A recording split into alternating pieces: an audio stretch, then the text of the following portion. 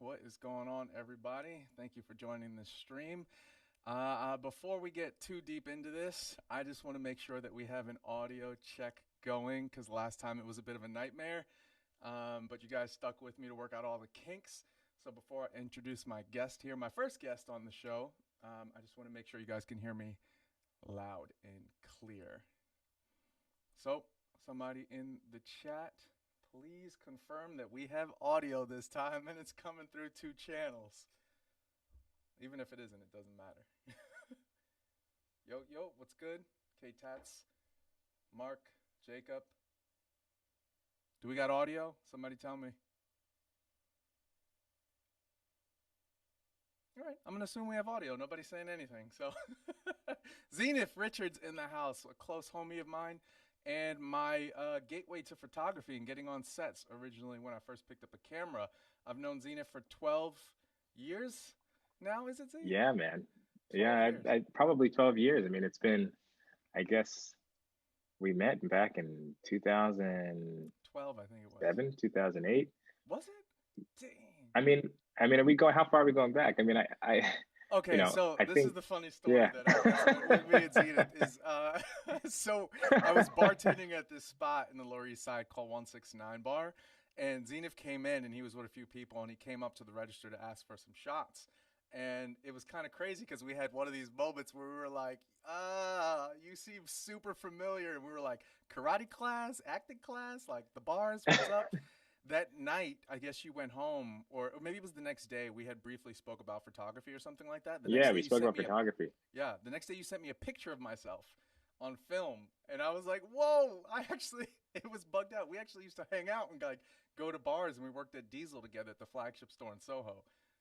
Yeah. Yeah, man. It's funny. I think a mutual friend of ours, I said you were the guy who had a 5 o'clock shadow to match his 5 o'clock haircut. Always till this day. Well, I mean, I kind of shave my head mostly, but I still keep the 5 o'clock shadow on my face. Yeah, man. But at that time, dude, you were shooting film pretty religiously. I didn't even own a camera yet when we worked at Diesel, and when we ran into each other, was it eight? Man, 4 years ago, 4 or 5 years ago at Diesel. I mean, sorry, at 169 Bar. I had Yeah. just bought my first digital camera, and it was pretty bugged Yeah. out because I remember we exchanged Instagrams and I saw your photos and I was like, whoa, like, what the hell? I was like, this is meant to be. I was supposed to run into you. Yeah, no, it was cool. I mean, I was doing a lot of I was doing a lot of film photography, and then when we were when we met, I was with some colleagues of mine, people that were kind of mentoring me whilst I was kind of doing a lot more photo assistant work, which is honing in on lighting and doing lighting for, big photographers all over the world. Mm-hmm. And that was kind of the moment of like, oh, like you're trying to do photography, like let's link up, like let's be in Yeah. touch, like you're looking for an opportunity, let's figure out how we can bring you closer to what you're after in terms of photography. You were enthusiastic, and so it seemed I had no like clue what I that's the was most after at the important time. thing. Yeah. I like, I was like everybody else with their first camera. I was taking pictures of flowers. I was taking pictures of Yeah. people, my dog, my girlfriend, the occasional portrait in the street. But like, I didn't really know how to make sense of it all. But you kind of introduced me Yeah. to the monetary side of photography with all these really big names, and you got me on set with some of the biggest photographers in the industry at the time, and that was like Yeah. normal for you. Yeah, I mean, I was really fortunate. When I had finished with school, I had bartended for a couple of years and then was like taking photographs for Time Out New York, which was like super, straightforward kind of like reportage Mm-hmm. photography. And then the bar I was working at closed, and I had kind of a decision to make. And it was like, okay, I could go back into bartending, or I can really try and make it happen in the photo world. And at the time, I took like an internship with like with two photographers. I always say like I built my career on Craigslist because everybody that I ever met got a job, from started on Craigslist, Really? which is Is crazy. that I don't even know if I ever told you that. Yeah, no, I mean when I dude? first, I mean I was like, and I felt like every summer it was raining. Every interview I had to go on, it was raining, and I just Uh-huh. remembered that I met up with these photographers and you know, came in with like the magazine I had just photographed, for, I shot the covers for Time Out New York. and I did this like 12-page spread of like all these stylish New Yorkers. Pretty simple work, really a lot about just like interacting with people and like bringing energy out of them and their like cool outfits. And then I remember this photographer, Alexi Hay. He was the first photographer that really gave me like an opportunity on like a real photo set. And that's when I met my good colleague and good friend now, Paul Gilmore, who worked for Annie Leibovitz for almost like a dozen years. Yes. Um, and but then the other photographer that I met, I got a job interning for. His was this photographer named Francesco Carrazzini, and he did a lot of like Italian Vogue. And the first two sets I was on with him were, one was with David Byrne, uh, That's and like I had to do all this research as an intern. I had to do all this research about David Byrne, like who was he, what was his deal. I mean, we all know him, hmm we all know his music, but like one of the funny, interesting things about him is that he loves to bike everywhere, and so he like has a bicycle and he like would bike to So he photo brought the sets. bike on set. He pretty much brought the. I mean, I think he did. He biked in, and then the second photo set was with Beyonce, which was crazy. What, I mean, dude? I didn't know you were on set with yeah, Beyonce. Uh, that's yeah, pretty bugged out. and I'm not that like I'm never like really starstruck, but it was just this interesting moment where we had built this amazing photo stage, built this photo set, which was like a stage for her to basically perform on, do a mock performance. And during this time, this was before she had kids. This is, we knew that she was married to Jay-Z, and she started singing this song a cappella, uh, the 1+1 song, as it turned out. And it had not been Wow. released yet. We're literally in an audience. We have like maybe there's 30 people on set, and we're like, pre-lighting, and she's singing this song, and it's like hmm everybody is moved in the room. It's Yeah. incredible. And then, months later, I remember talking and recounting this story, and they're like, "But that song just came out." Like, and I was like, "No, but I heard that." So I But was I like, heard "I it heard this before song. Like, it everyone just else. came out." I was like, "No, I was on set with Beyonce like a couple Well, months ago. This song was being sang, and nobody knew at the time that she was pregnant either. And so this was really, the song that she was singing, it's pretty to her special. daughter. And I gotta say, Yeah, it to was very relate to special. that, like I've had a couple experiences with you on sets because you gave me that. You know what I mean? You laid the roadwork for me to get out there and do this stuff. And I'm not sure if it was the first set, but it might have been the first set that we were on. We were with Gavin Bond, and he was photographing Trap Called Quest. And I Oh remember, yeah. dude, that was such chaos. They put us in this room that was like an art installation. Do you remember that with all the chalk on the wall? And Buster Rhymes came in and just grabbed a piece of chalk and was like drawing on the wall. And the It people, was dude, that was out of control. We were at that was PS1, yeah, it was at like PS1. That was so and bugged there out, was, man. there was some art installation, and they, yeah, I mean it was a, I mean I remembered, because I just started my rental company, and so we were loading up everything into like an Uber XL, and I was like, if hmm it can fit on this card, it can fit into the car, and like Yeah. I just remembered like it being such a, you know, you don't know, you I guess the older we get, and I think the more that we hone in on our craft, especially as portrait photographers and people who step out into the world, is like, you really start to observe that like there is no formula for hmm what's going to happen when you meet somebody or when you're out on the street. There's never like a protocol of like, well, this is what happens and this is what Nope. happens, and then that person is okay with you taking their photograph. You're always kind of just rolling with it. In this particular instance, it was just like the energy that they brought to the table was so big and so energetic, and I think we had music playing, and Yeah. it was just like it was That was total an just like experience. hit That and was a run. hell of an Yeah. experience for my first big photo shoot on set. Yeah. And one of the more memorable ones, though, that I have to say too, talking about experiencing something that's like incredibly rare and special. We were on set for it was a very small set. It was at a oh God, I don't even know what to call it, but like a dance studio. And the women that were performing, it was the Oh dress yes. rehearsal, and they actually Yes. got us tickets. No, I bought tickets online because the dress You bought rehearsal was tickets, the yeah. day before they went on, right? So they did a full performance of this Broadway show for us, and I googled the women later, and one of them is like, done like choreographed for Beyonce. So I like bought tickets. I Yeah. was like, I have to see this. And the crazy thing was, I had talked the show up so much to my girlfriend, and we're sitting in there, and nothing compared to the show that we got sitting there in that moment of them being photographed and giving it to like what it was three of us in the room. It was Yeah, it insane. was pretty. Yeah. Yeah, I mean, you really get the.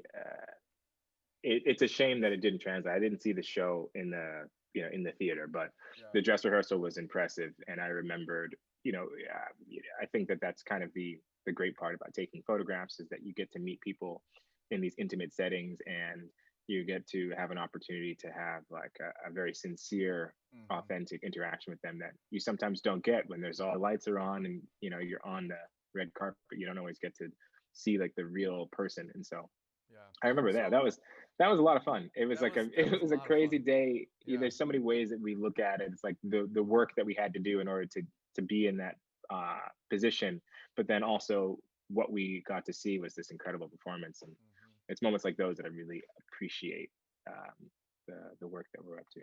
Absolutely. So let's get to the reason why you're here, obviously, because I am a big admirer of your work. And as you said, Paul Gilmore used to um, assist Annie Leibovitz, and he taught you a lot of work. And then you guys were on set with Norman Jean Roy and all these other big photographers. And I feel like, and I could be wrong, but I feel like you have been influenced by this high end style of color grading and that aesthetic in a sense. So I really wanted to talk to you about your color work because I'm absolutely enamored with your photo editing skills and how you can take a portrait and just give it this like your interpretation of the colors is very special to me, and it could be a very simple moment, even a street photography moment, and you make it seem like it belongs in a magazine. So I figured, why not give these YouTubers and everybody else on here some tips from one of the professionals in the world that's out here really doing it.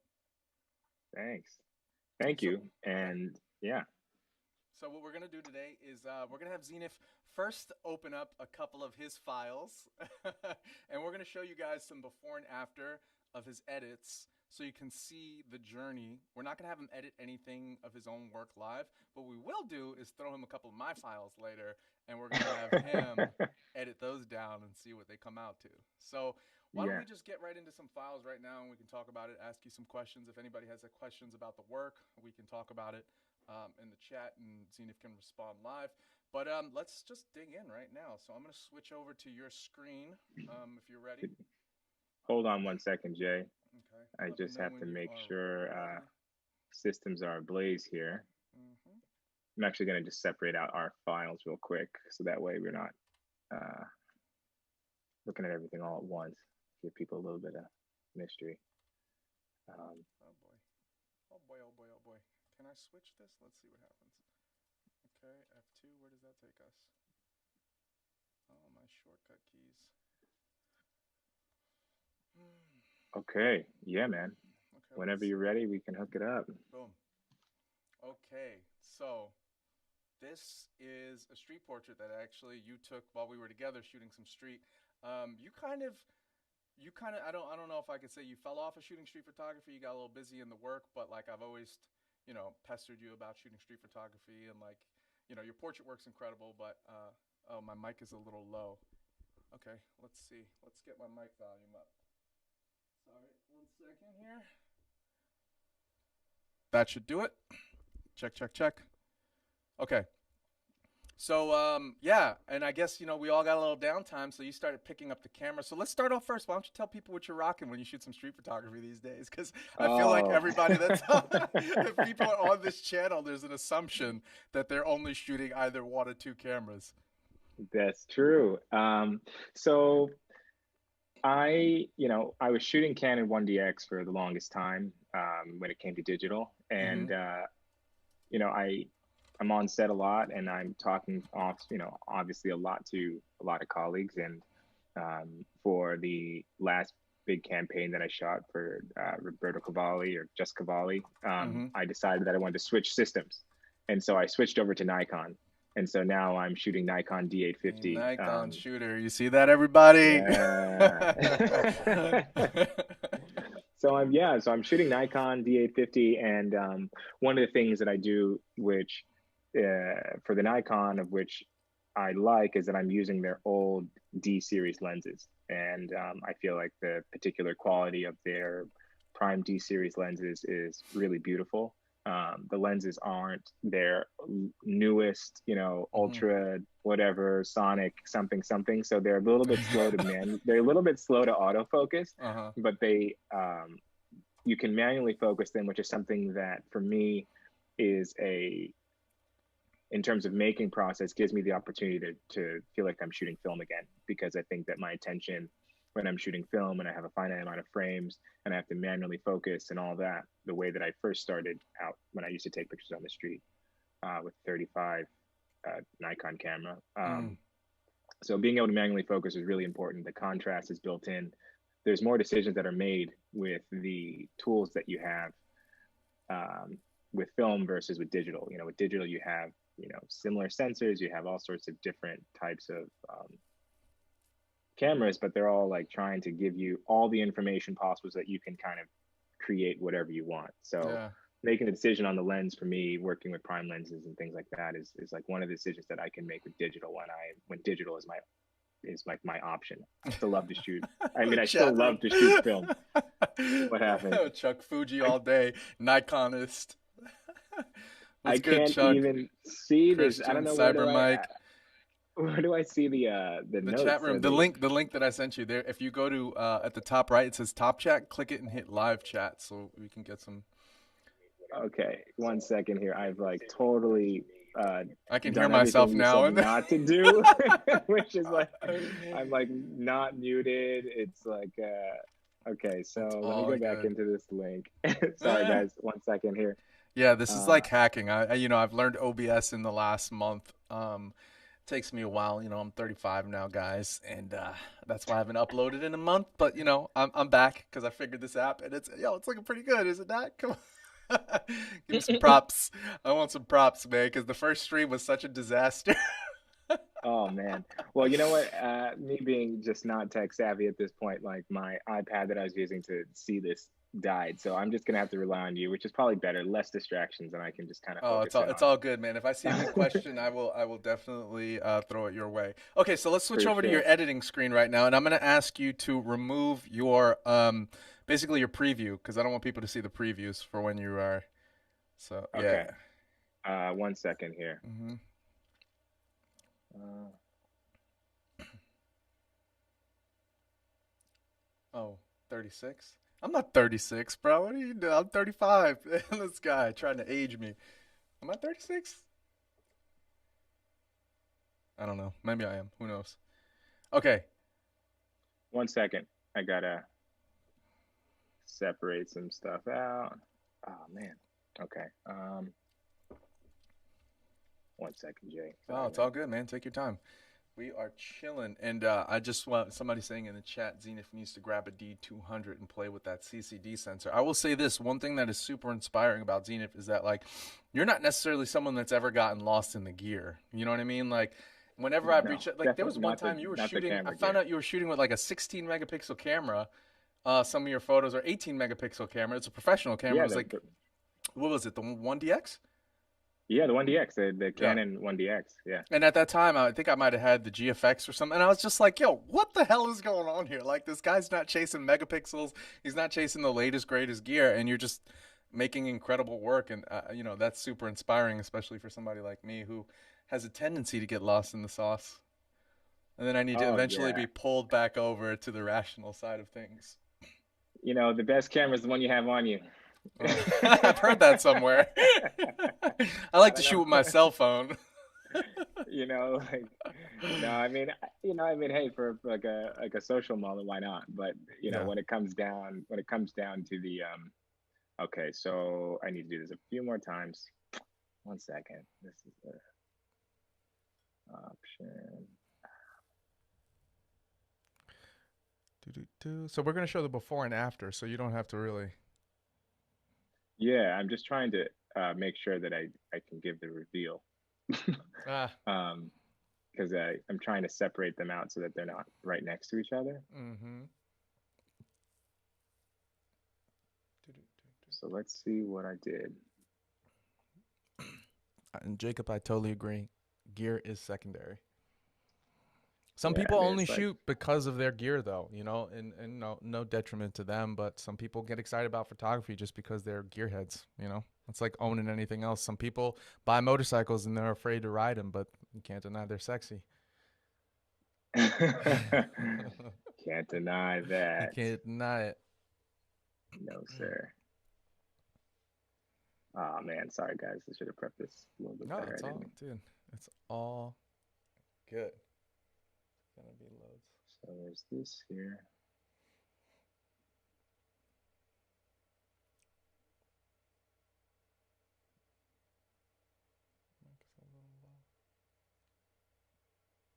Did you shoot Jordan Owen? Did you shoot in that apartment? It looks cool. Um, I mean, yeah, Did as I long as I've known, shoot I Jordan think Owen? I think he's talking about the apartment that you're in now. No, I just moved. I Yeah. just moved. But you always shoot in your apartments. I mean, Zenith has turned his entire living room into a studio. Oh man, Like, yeah. I have this one. I think I'm excited to say that I'm looking forward to to moving into a bigger space mm, to shoot in. But yeah, no, guys. I mean, I shot a lot of the work that's in a studio in my apartment, nice. and you know, you have to use what you have, and Yep. Facts. you know, I remember feeling super self-conscious about it at one point, and then just like realizing, you know what, that's my truth, is that I have to shoot in my apartment, so Mm. can't can't be upset about it. Okay. Okay, Ready to click in? I am. Let's start out with that street portrait. Or do you want to start there? We can start with the street portrait. Yeah.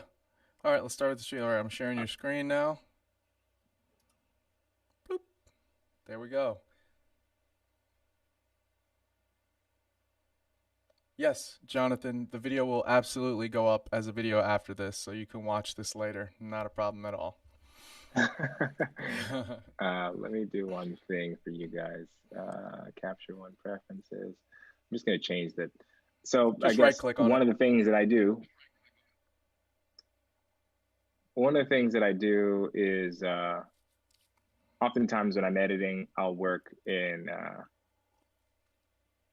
You see, I'm changing like the color of the background and stuff. Is that I'll change the color of the background sometimes to white. I tend to operate and create like a really kind of moody photographs, and especially when you're working on these reflective screens, you kind of lose sometimes the highlight and shadow detail, and so you know the soft proofing on a screen can be tough, but I figured this is easier to kind of look at as well, working off of like a gray. Yeah, this looks fantastic. So this is the before, you know, I mean, like I'm out on the street. You know, Jason and I were out together, you know, Stock taking easy. photographs, catching up, and stock easy. Stock easy.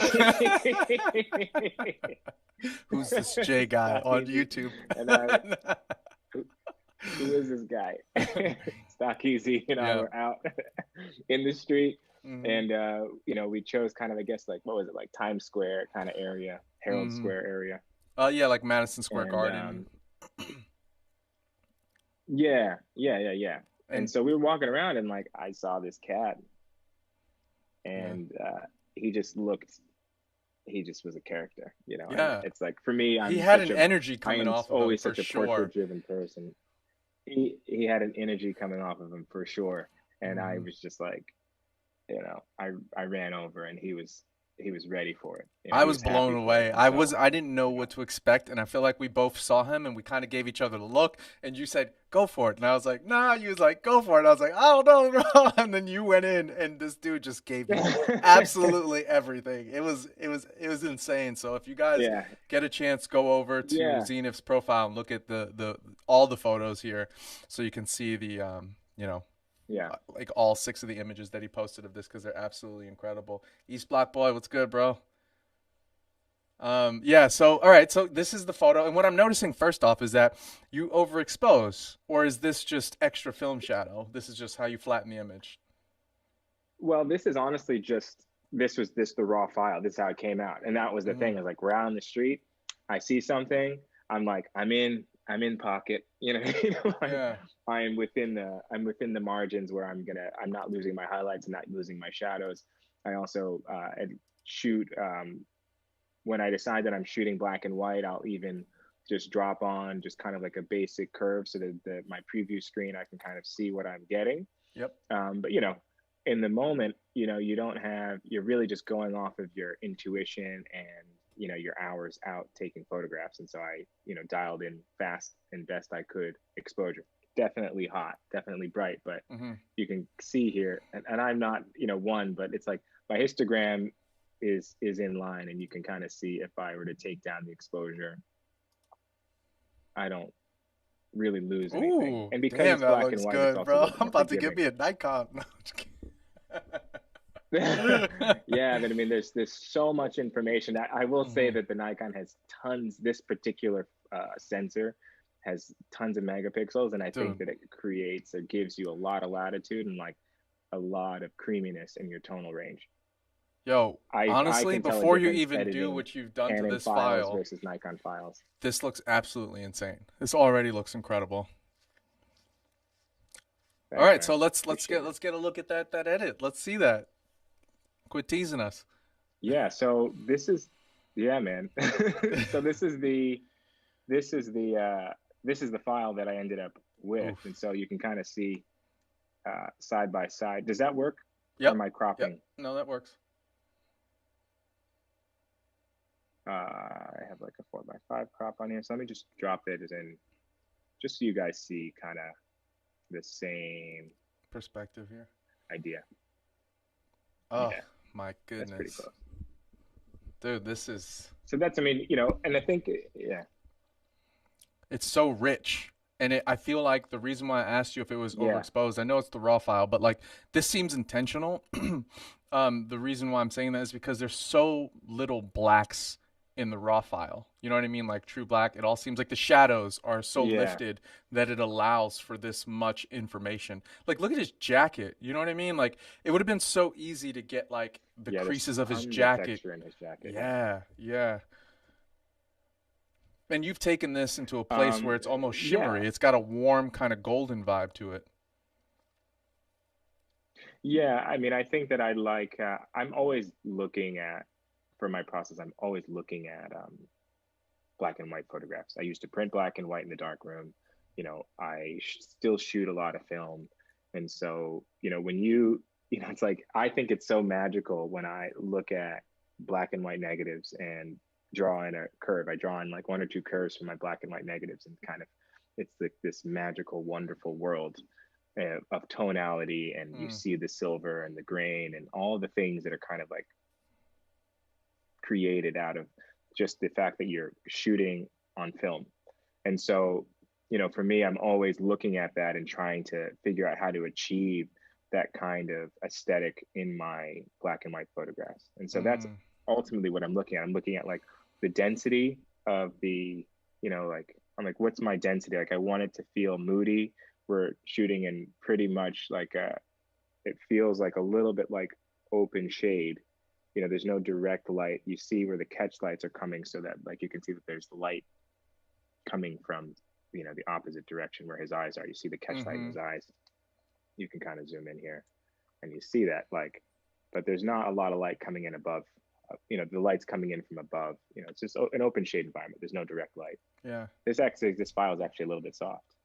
I mean, As I zoom in on it well, now. his left eye is fully in focus, it seems, but maybe the shutter speed. Again, Yeah, street photography, right? It's like yeah, what you get yeah, is what you get. exactly. You don't get much time to respond in the street, so Exactly. And honestly, it doesn't even matter. It's like no. what we're ultimately after is the energy and the mood of the person. And, by the time that you build in your contrast and your clarity, and, you can make subtle manipulations, but, same thing. It's like you look at a film file and you blow it up, Mm-hmm. that's tiny, and you blow it up to 11 by 14. It's not going to be tack sharp. It's Okay, going to so be we got a soft. question from Um, Jordan. He's adding, did you add some split toning to this black and white? How are you getting that rich color in there?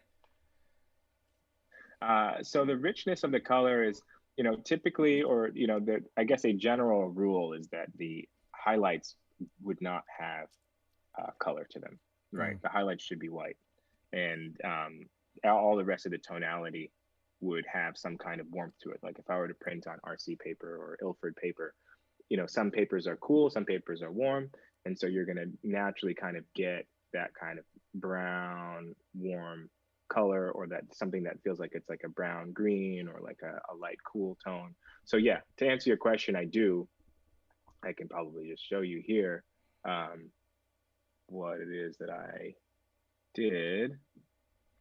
Uh-oh, you guys about to get the Um, the professional stroke. I know, I know. So in terms of, oh, you know what? Oh, I'm in the wrong side. I'm like, so yeah, so under here, it's like I have black and white. So for everybody wanting to know what I do here, pretty straightforward. You can start if you're in Capture One, you have your basic characteristics, and you can go through different ICC profiles. Um, you know, each one is supposedly native to the particular camera. Mm. But in this instance, I'm working in black and white. I go to a black and white, like a very kind of like neutral black and white setting. I'll show you on this side. Unless there's like, I don't know if I can rebuild this exact color profile right now because it takes a lot of time, but I can show you kind of the basic steps of how I would prep these files, and then, you kind of know the gist of it. So Yeah, I'd give go us a in couple here, clicks. and yeah, man, I'll give you a couple of clicks. And so go in, see black and white, panachromatic. So, that's the base. And then from here, I'm looking at all the normal things that anybody would look at, which is like exposure. And so I see here, like it's well overexposed. So I'm going to take it down as much as I can, um, to find like a good base here. And then, if I'm looking at my split toning, I'm going to take it to a place that feels the most interesting to me. Mm. Um, I think that grain is going to be super important. Dude, the fact that you just did this in four The grain clicks, is I'm going to like, help. what the people spend hours editing their photos to get them to look like this, me included. And the fact that you've almost matched it in a couple of clicks is hilarious. And then you have all these things to do with like clarity. And I think that some of the things that I observe, basically it's like a game of observation. I'm looking at a particular reference photograph and I'm thinking, what is it about this photograph that is interesting? And then I try to figure out, well, is it the thickness of the lines, and how do you achieve that, the weight of lines in film that you don't achieve in digital? So how do I soften these lines, or how do I neutralize color and create three colors that are the most interesting, or build in the contrast that's the most interesting? And so I find that sometimes being able to play with clarity and structure helps give me a little bit more of that film look. Mm. So it's like, by let me zoom in to kind of give you like a little bit of like this might be harder because this isn't like tacked sharp all the way through, And we're also but streaming to just show you 720p or the something, so before. Yeah, but when I'm playing with clarity, you can see like with the big move, you know you get kind of like a doughiness when you subtract your clarity, and then as you add it, you get much more contrast. The gradation is much more abrupt. mm. And so for this file here, I've lately with the Nikon, I've been taking out clarity and adding structure, and I think that something about that combination allows me to soften some of the gradation, Hmm. but then also maintain some of the contrast that I think is important.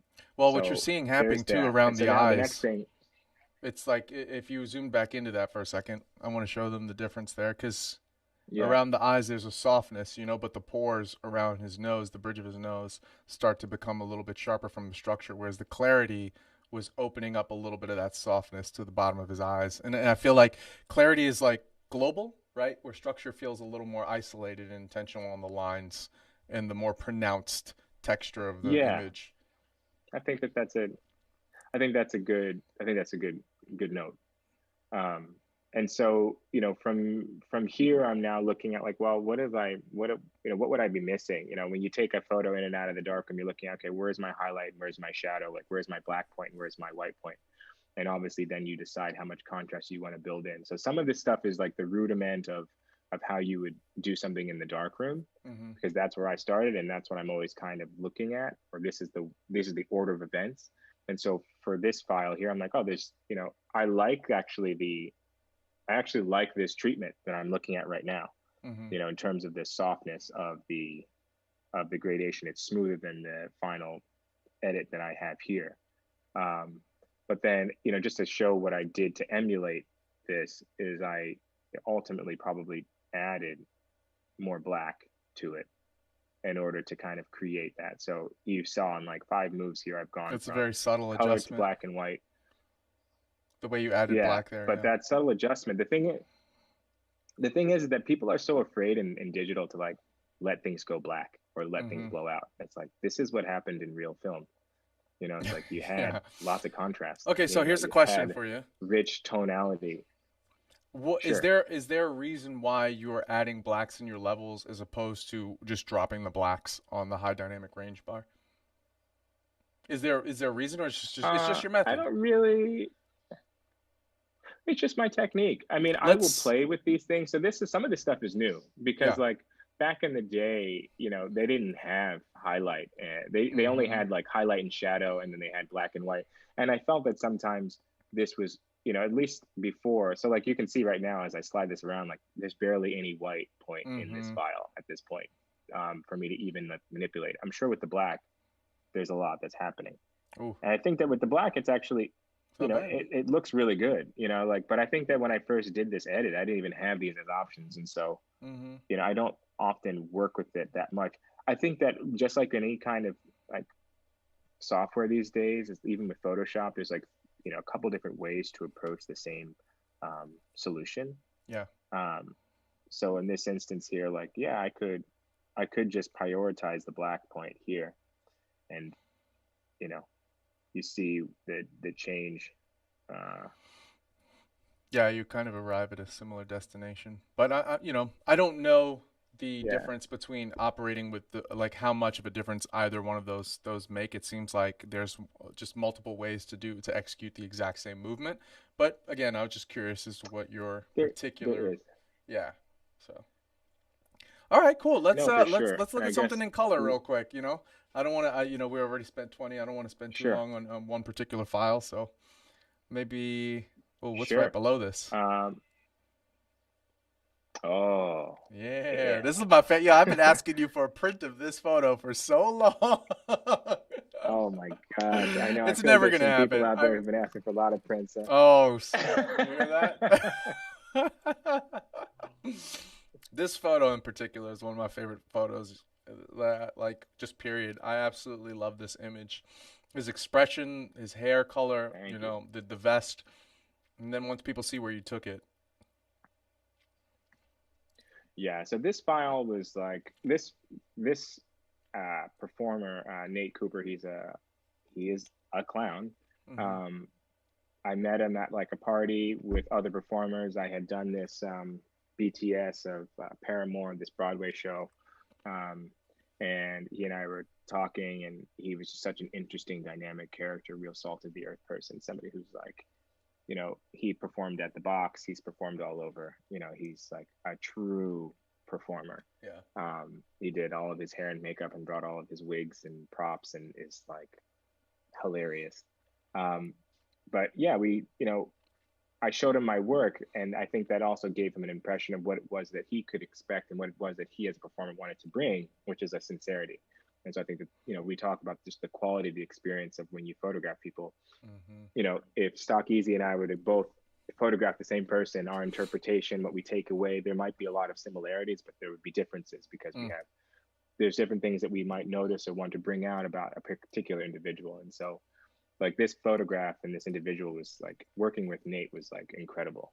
For me, it's like the inspiration that allows me to then create these worlds, within like this, my living room, I remember you showed me and Caleb So these this is a, files at your house, and we were yeah. like, "Dude, this is a book. Like, what? What's going?" You had, I mean, hundreds and hundreds of photos of this guy that were just absolutely incredible, and you know, obviously, not only is it your technique and your color grading, but it's also about subject selection. You know what I mean? It goes so deep Yeah. Yeah. crafting your style in photography, it's not just about the image or just about the lighting. It starts from the inception, right? You got to think about, okay, who's an interesting person to photograph? You're not just photographing anyone and expecting to get these kind of results. Yeah, that's true. Just like anything, you're casting your street subjects. It's like Mm-hmm. I'm finding people that are interesting to me. Yep. There's no universal yes. It's like what inspires you to be creative and create, and there's a collaboration there. And sometimes it's very active, and sometimes very passive, but it's always a dialogue. And Mm. so um, this is the raw image. You can see here it's a little bit hot, but it's fine. You know, Yeah, I mean, um, looks great. that stuff you have latitude. You know what I mean? If I was doing this for a client, we maybe would have landed somewhere in this world, which is a zero. But when it's Mm-hmm. my own work, I'm dialing. I'm shooting. I usually will start with live capture in the studio, so I can kind of because I'm oftentimes working by myself, especially when I'm doing these personal portraits, and so I'll see previews kind of come up on my screen in this software, and then I'll turn that off and just shoot the card. And so any moves that I'm making whilst I'm shooting are gonna shift the light, and I'm not always making Mm-hmm. the changes. Um, I but feel it's like it's all important to it's let all people there. know this too Um, while they're looking at your images is that one of the what you did while assisting people, and everybody kind of, I don't know if everybody knows what assisting means sometimes, especially if you're a first assistant, but it doesn't mean you're grabbing them stuff. Like Zenith set up the lights. A lot of times people just showed them the look for what they were trying to achieve, and Zenith would go and give them that look by figuring out what diffusers to use, what lights to use, if it, whatever it might be. So I would honestly say Zenith is like, he has an incredible understanding of light, and that's why this image already looks the way it looks before he edits it. So this looks incredible without editing, and I just want to say that intro there to what this is going to look Thank like you. eventually. But it's true. I think that's something that people Yeah, don't understand. If your lighting is right, your subject selection's right, and all these elements, the recipes, as you would say, are correct, then you can get this close straight out of camera. yeah. I mean, you're trying to find. It's like you saw. In a couple of moves, you find yourself in the world that you want to be in, Mm-hmm. and that's the sign that the photograph you took is was executed well. Mm-hmm. um, from just a technical standpoint. When things aren't executed from a good technical standpoint, you're fighting with it all day, Mm-hmm. trying to figure out what to make, what's going to make it sing. Um, so that's the raw image, and this is kind of where I took it. Mm. And Wow. this color, this particular energy. Let me This is actually a JPEG. So 1 second. Let me just bring this over to this, so you can kind of look at them side by side. Mm. Wow. It's actually crazy. I've never seen the raw of this file, so to see them next to each other. Yeah. um and I mean, if you want to talk about just like the color of it, it's like, yeah, there's something that happens here in the shadows that goes a little bit to like a bluish, greenish space, Mm. which for me worked well with the color of his eyes, the color of the wig.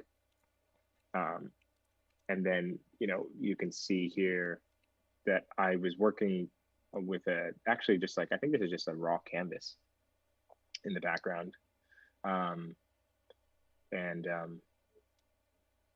Finding an interesting, you know, nice kind of skin quality or skin tonality. There's like a something about the color of this magenta and the color of the pinks in his complexion that I thought Mm-hmm. were interesting. I mean, I'm just playing at this point. I was like, this isn't something like I had an idea in my head in certain ways, but I'm also just playing with what was my first natural intuition, because the color of the hair, is pale, but it has these like kind of green streaks in it. And I feel like I probably added more saturation to some of the green, Mm-hmm. and I was keen on muting some of the colors that you would see in the garment. It's like finding kind of more Yeah. muted, kind of harmonious tones here versus here, which feels a little bit more bright. It's interesting because like I'm looking Um, back and forth at the two skin tones, and the one on the left, mhm. obviously it feels unnatural, but that doesn't matter. You know what I mean? It looks right, and the Yeah, colors, the harmony of the colors are so perfect together, and this works so well. But it's interesting because like I'm looking at his chest area, and like if you just stare at that on the left side of the image, it looks natural for a moment. You see the really nice magentas coming out, but on the right you see those yellows, which are also present on the canvas. So I like yeah, the yeah, I like the way you removed those colors and went to this like again, tinkering. The reason why we're not having Zenith edit these photos live and try to get back is because he spends hours on these photos. Like there's so many times where me and you have hopped on a call and you're sending me 30, 40 edits, right? Like you're just yeah, texting yeah, edits and banging them out and playing around because these are just ideas until you arrive at the final destination. And sometimes you come back to these files and you continue to tinker. yeah. It's like you're sketching, and I think that it's like I'm going through sketches constantly, and I'm building ideas.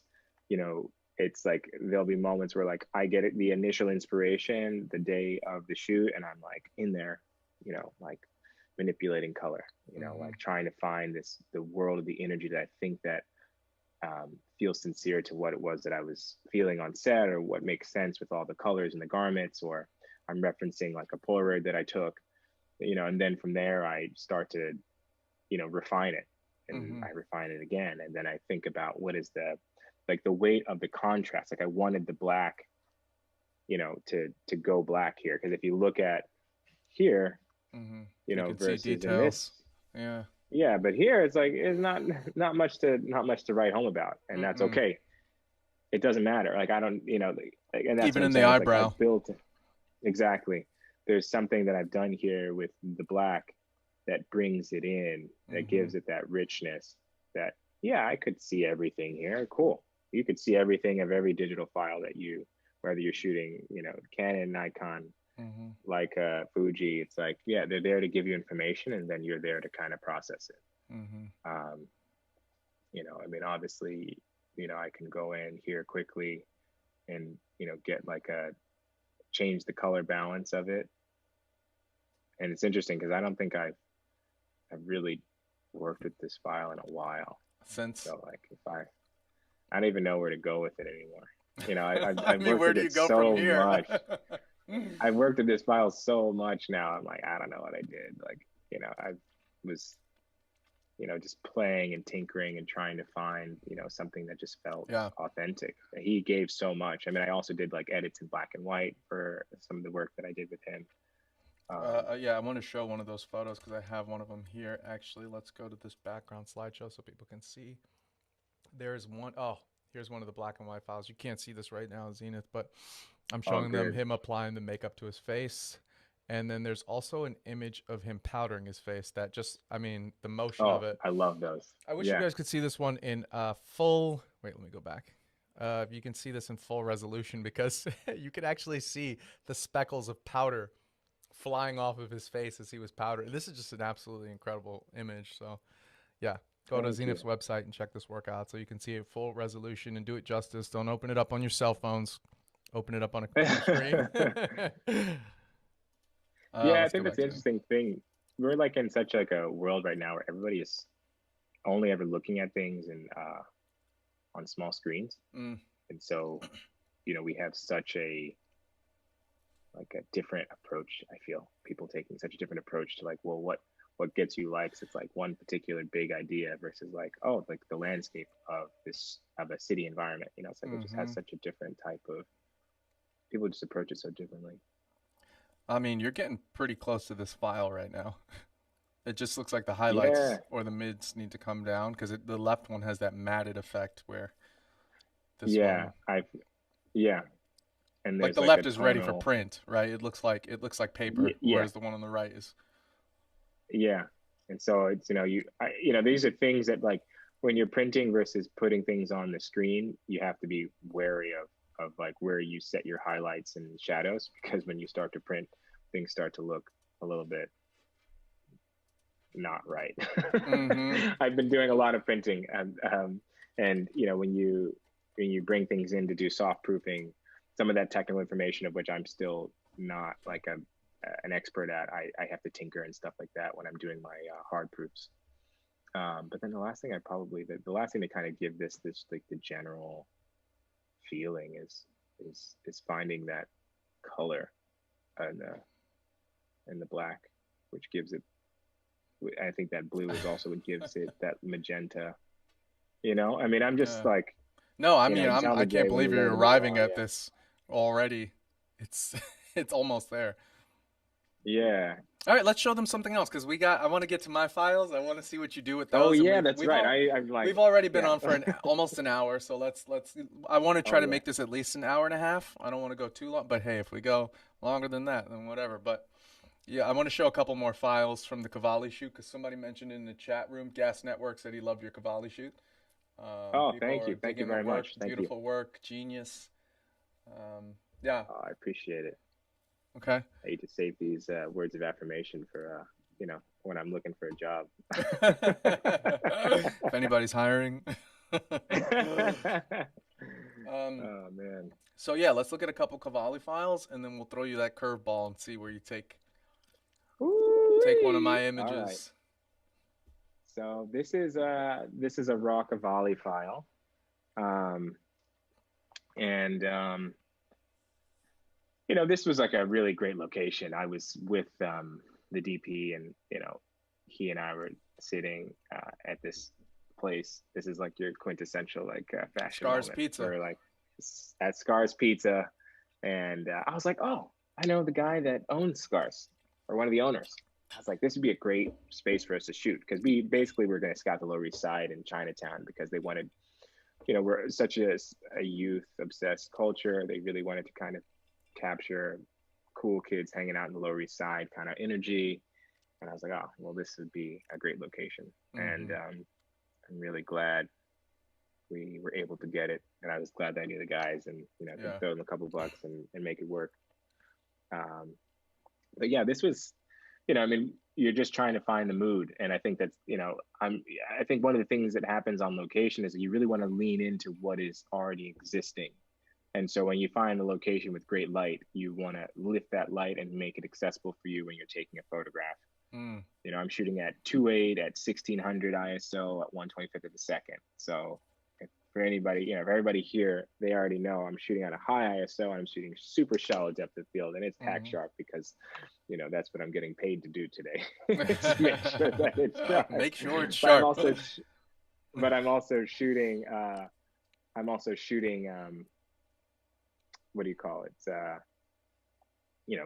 the back of my camera. Oh, live view. No. I'm just saying I'm not shooting with a tether. I don't have anybody on the screen Oh, be like, it's sharp. yeah. No I just mean that I'm just digitex. shooting. I'm Yeah. just shooting to card. Yeah. But yes, I mean that was the shoot, and we did quite a few. We did quite a few things that day, quite a few setups in this room, which I loved. But anyways, I'll just show you the color edit, and this was kind of the color edit. Nice. It's So not this too was far off from the might have been original, but it feels like you're just embracing the warmth of that room and the red tones are in there, exactly just leaning into, like you said, the ambiance of that space and what exactly this outfit is going on here with these people. exactly. And so in this particular instance, I'm just leaning into what's already there, and then it's like there's no color correction. There's tungsten lights inside. They're warm in comparison to the daylight. The daylight in the background you can see is that kind of cool blue. Mm. And we've got this kind of warm glow. I think we just had like we're shooting continuous light in there, which I like. Just had it dialed in nice and warm to kind of match the ambient light, give it nice shape on the faces, clean it up. Yeah. And also I'm like, there's, it's like if I just take the slider and warm it up, Oh wow. there's You're also, almost... it doesn't, it's like, it doesn't, all sorts of things are happening that I don't like. And so you're trying to also then figure out, you're going to go into selective color channels and, figure out how to get that nice complexion as well. So you might go into your selective color and select out those channels and see what's going on there. And right now, there's so much yellow or so much orange in that Mm-hmm. space that you may have to then kind of go in and do some local stuff. We're going to do some of this with Yeah, Jason's yeah, stuff, yeah, so I won't go absolutely. too much into Yeah, it. let's look at a But few I'm more just like, photos and then we'll jump yeah, into mine. Yeah, I don't yeah, want you to sure. have to re-edit all of these. That's But you're getting the, that's like, that my instinct is like, oh, well, obviously it's the yellow channel here. The skin is this mm-hmm. way. I might need to go in and make these local adjustments. So Do you what do have you want to do you have any other studio portraits that you could show us real quick to show your where you showed me like a very cold setup the other day that went completely warm. I don't remember who it was that you photographed. I don't know if that's something that you can show. Um, but I thought that was really impressive. I'm trying to think. We were, I mean, I know the other day we were talking, I was like running through a lot of the work that I had done. Maybe I should Um, switch off your screen for a second.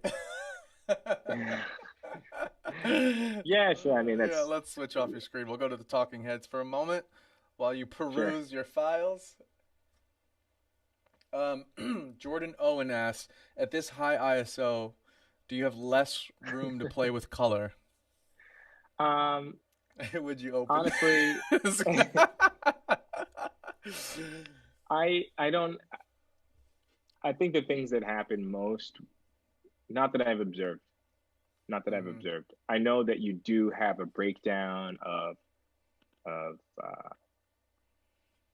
of quality. I know that separations of colors do get a little bit muddy, and I'm shooting, and I can tell that I'm editing a file on this instance. That's the 1DX file versus the Nikon D850 file. hmm I can see already the that I have less latitude to dial in some of the gradations and things like that.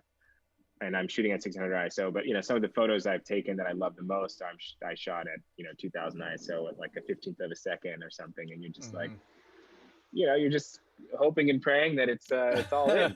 Please. You know. Yeah.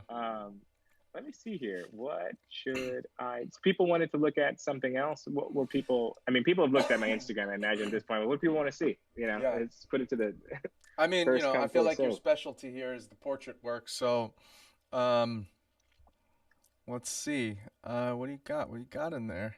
I can see your file. They can't see your Oh files yeah, right now, so you can click around if you want to. yeah, You man. know. This guy. I Yeah. know. I know. There's people out there who would love to talk about some of that work. hmm Let's see.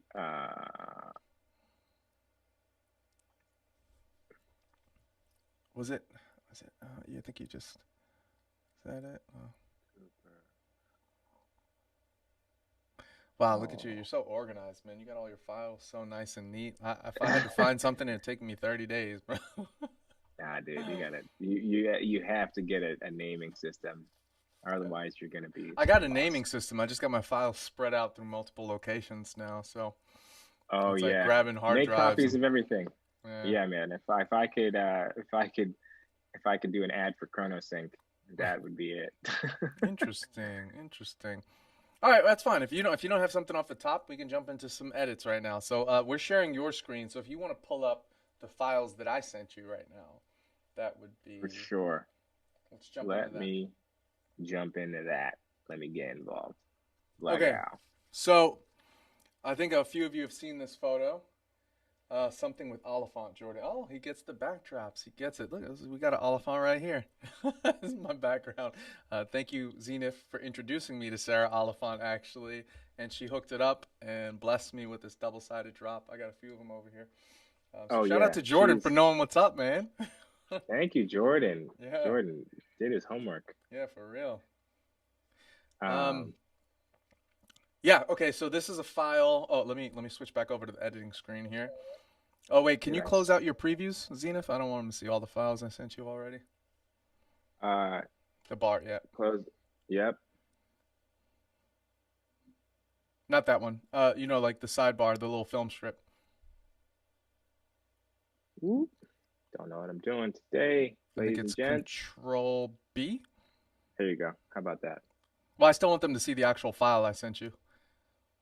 Oh, So click what the what do file, you? click the image, and then Okay, hit Control B to get rid of the other ones. Control B. I didn't even Yeah. know this was a thing, dude. Oh, I see, I see, I see, I see. Aha! I was like, what are you talking about? Oh um, snap! Yeah, I didn't even realize you got your Oliphant in the background. I know what Somebody you're talking wrote they about. both stunned with them in the background. Oh, it's like I feel like a rapper. Uh, It's the this is only. this is our gold shades right now. I mean that and the cameras, but they're poorly lit. So Yeah, yeah, you yeah. know. All right, let's switch over to your editing screen right now. And so this is a file. This is the raw file. This is something I shot. I haven't been able to share this work yet. This file, this image came out, but this is something I felt really good about my color edit with this. I took it to a really healthy place, and I loved it.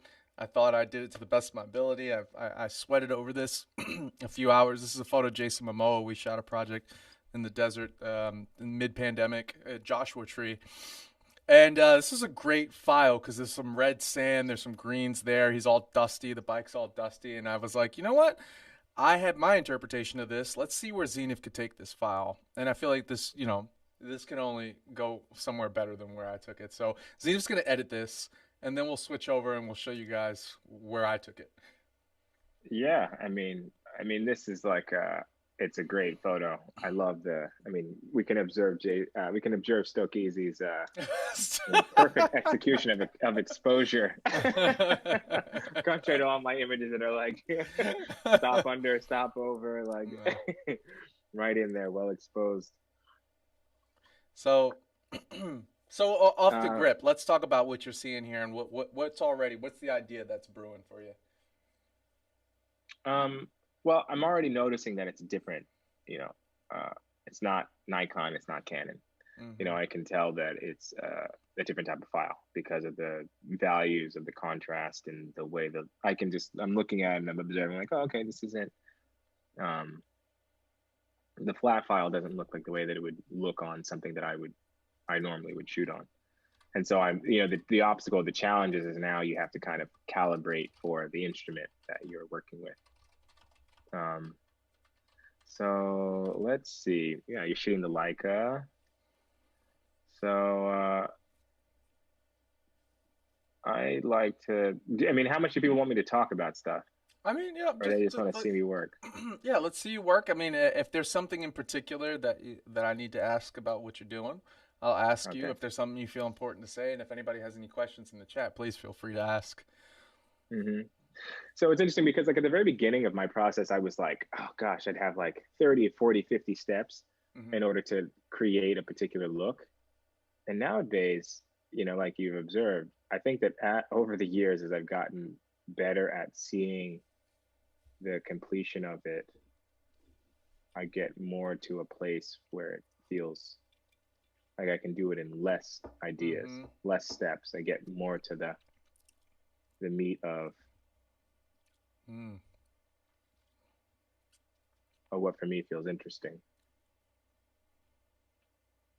I'm always trying to distill colors down into fewer colors. Yeah, yeah, I'm that's something always you looking taught at me. just like a Definitely. mood.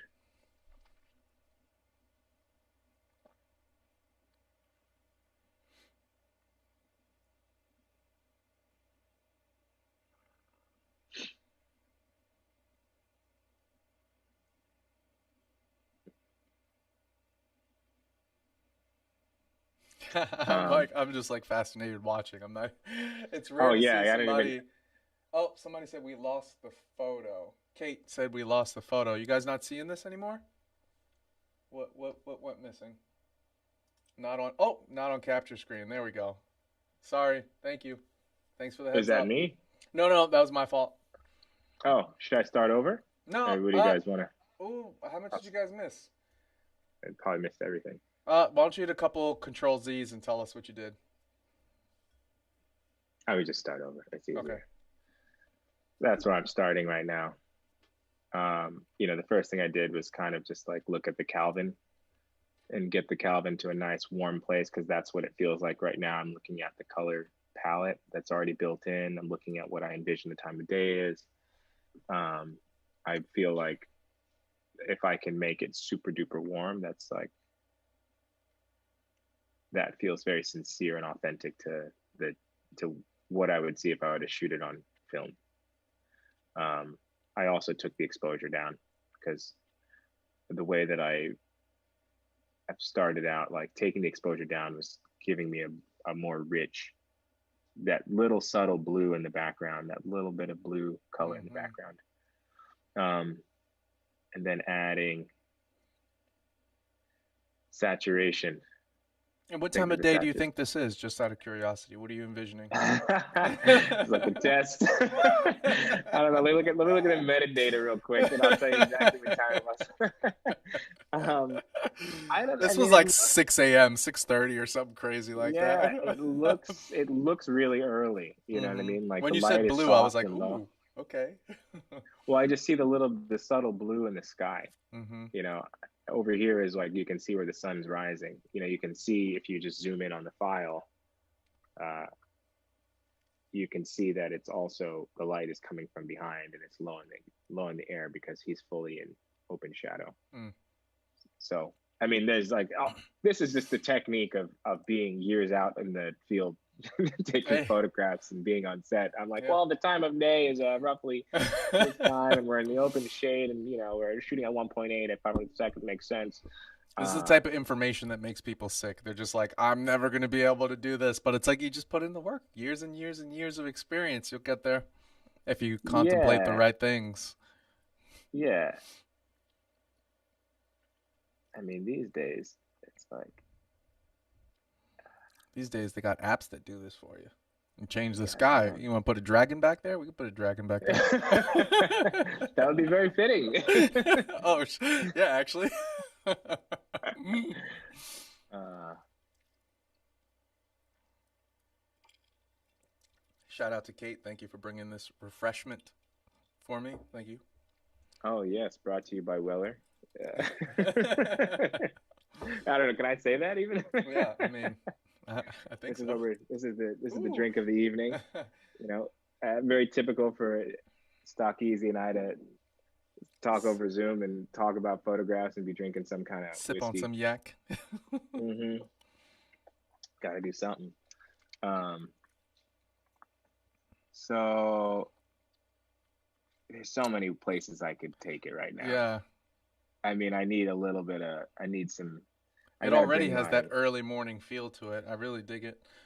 Um, I'm gonna start to clone variants so that way I can kind of. This is what I would do is like when I start to get to places that I think, oh, okay, I could take it there. mhm. Like I might really want to lean into the idea of that late afternoon, and so, or that early morning, just that low kind of gold warm light Mm. going into the shadow color balance. I like the three-way, uh, and just pushing it there. Now you can see from where I started, where we've already gotten to, we're taking out color, and as far as I can tell, Mm. there's like tons and tons of color in here, and now Yeah, we're kind of starting to lean into the idea of it. And as I start to add color and layers to it, I'm like, oh, actually, maybe I need to open it up a touch. um that's interesting. Yeah, I'm seeing the greens and everything. They're all falling in line. yeah, Let's zoom in a bit for people there. and then from here I'm gonna add some.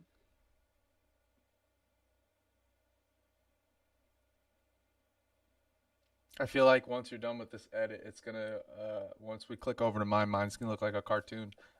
No, I don't know, man. Don't hype me up too much. You gotta. So I he's don't like, know you about only that. gave me really like 20 minutes with this file. That's not fair. I was like, I mean, we're just out here. I think it's important always to add grain. I think that grain helps with certain textures and gradations and Mm. detail texture. It helps bring certain things out. Everybody has their own particular recipe. You know, I can throw something on right now that just helps give it a little bit of the feel. Let's see if I could. Um, and I feel like what's missing right now is like that copper gold that I would see in like a film negative. There's like a richness that I'm still missing, and I don't think it's simply the saturation. I can pump up saturation here, but I think that there's something that I have to locally do right now to the color of the yellows. So I'm going to go into color editor right now. I'm going to click my advanced, and I'm going to click in on his skin because I think that that's pretty much the world that we're in right now. Mm-hmm. And then with here, everybody knows. I mean, I'm not trying to teach a tutorial on Capture One. You spend time in Capture One and you figure it out. But the selective view right here is allowing me to see kind of what colors are being selected. And so you can see right now that the sand dirt road is being selected, the color of his skin is being selected, and everything else is kind of being quote unquote muted. And I think that one of the things that happens with digital files often, which isn't necessarily happening here, is there's like a ton of magenta. And so I'm oftentimes looking at how to remove some of that magenta, which is to add green. So are you saying Leica files are very true? Uh, I'm saying that I dialed in some color curves already, and so we're already there. You I think heard it that's what here, I'm doing. guys. uh, By the way, this was shot with the Leica Q2. So if you see at the bottom, it was almost wide open. I might have knocked the dial, so it's 1.8 instead of 1.7.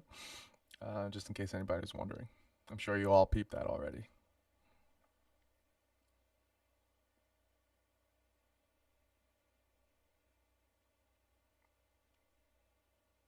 Yeah, this already has a more lifelike feel to it than my yeah, interpretation.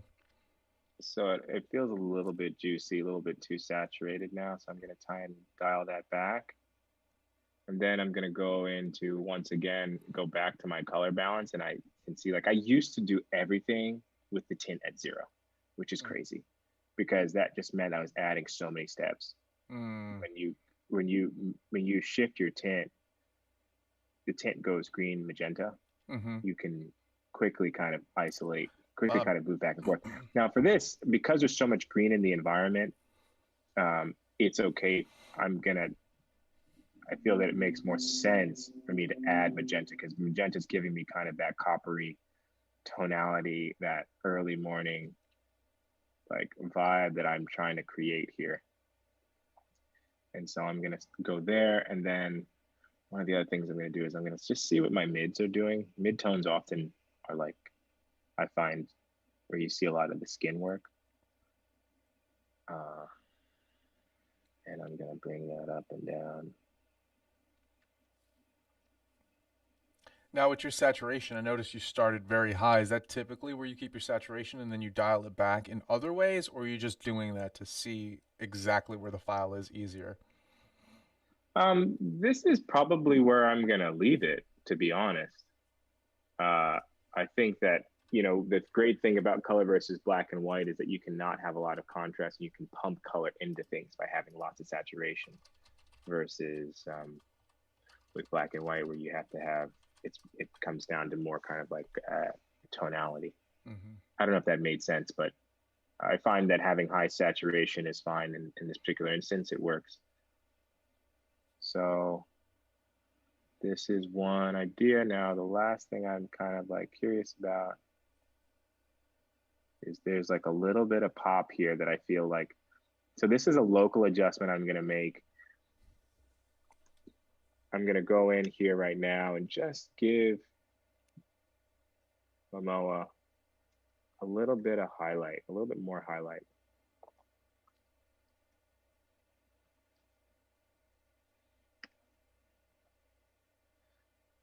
Because I think that his face having a little bit more pop, a little bit more snap to it is going to help give us that, help key us back into the subject. Because as much as I'm creating this world for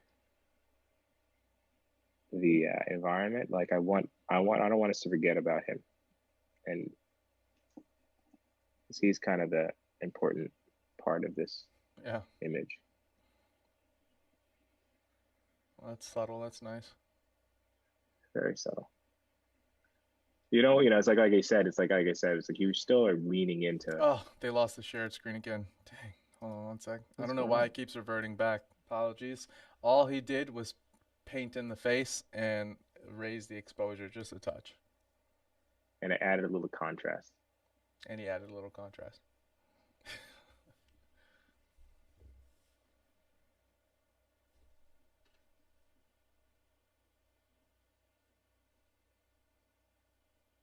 Saturation still a bit high here. Something in the skin tones. Something here needs to be adjusted, and I'm trying to figure out now. And this is what happens when you work in real time. It's like you see, I'm like, No, there's I something that's mean, not right. yeah. No, but I mean that's the exciting thing, is like this is all that I do, is like just looking at it and I'm like, oh, okay, something about these skin tones don't work for me yet. Yeah. Let me see here. Let me see if I can. This I think is really critical. Knowing how to use these sliders is like a game changer, because you can start to isolate things. I could draw on a mask as well, a rough mask of like the colors, um, like around the colors that I want to change. But this is also a really good tool. This is used to be the only tool. I should just say that. It used to only be able to just like localize color. So I'm gonna just see here. I mean, watching you work is already giving me so many ideas because the way I approach this file, instead of uh, doing these kind of big global adjustments where the harmony, the tonality all sits in the same spot, I attack the colors individually. So I focused on the plants, I focused on the sky, I focused on the road, I focused on his skin. But you know, this is a very interesting way to approach the edit. So then the last thing I might do here is, depending on what I need to do with that sky, drop in a gradient real quick. That's the G. That's the keystroke, ladies and gents. G to give you the gradient tool. Put a couple clouds. You want me to put some clouds in there? I'm just gonna draw a couple clouds in here. Who's that guy in the? Who's the guy back, the old school guy? You know, you used to like watch him like draw. You used to paint with him. Bob Ross. Bob Ross. Let me show you something Bob Ross is for you real quick. Wow, look at that. He's like, oh yes, we're just gonna do a little sugar. Yeah. It's like, and the next thing you know, it's like, you're like, what? You're like, dude.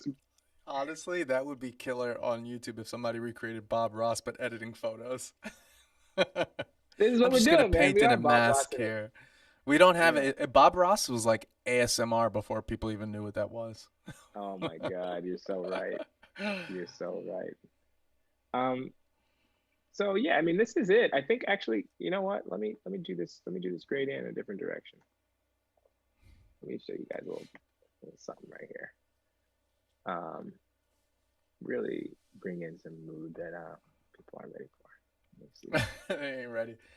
Gas Network wants you to use layers. Layers. What do you want to see?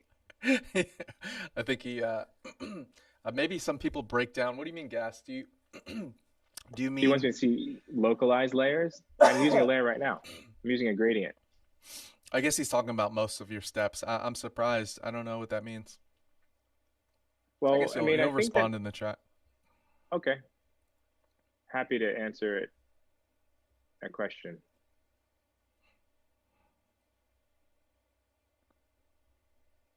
So you see what I did there? Sometimes I open up areas or I take away contrast or something of that effect in shadows so that I can then bring down the overall exposure.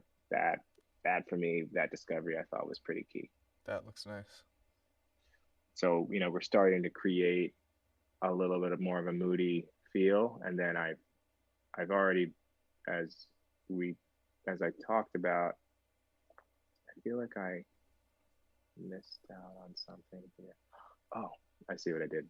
I made the adjustment on the wrong layer. So that's why he's saying make layers for skin. That's what he was saying.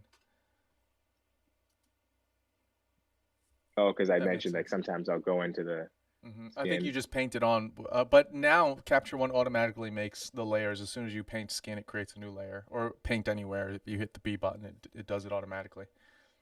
I didn't even know that. That's cool. Yeah. So here, I'm just gonna maybe give him a little bit of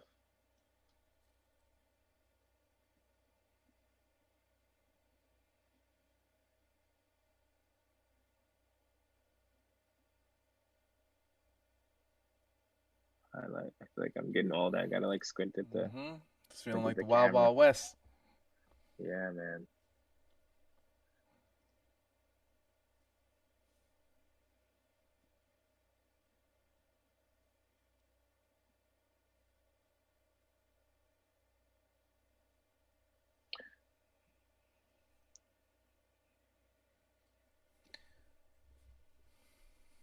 Okay, we got a Barionex in the chat. What's good, brother? Thanks for tuning in.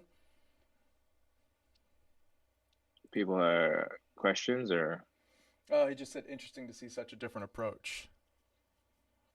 oh, okay. Actually, I might have to have you Barionex on this as well. I've been loving his edits lately. Very clean, very nice, contrasty, punchy photos. His street scenes are pretty dope.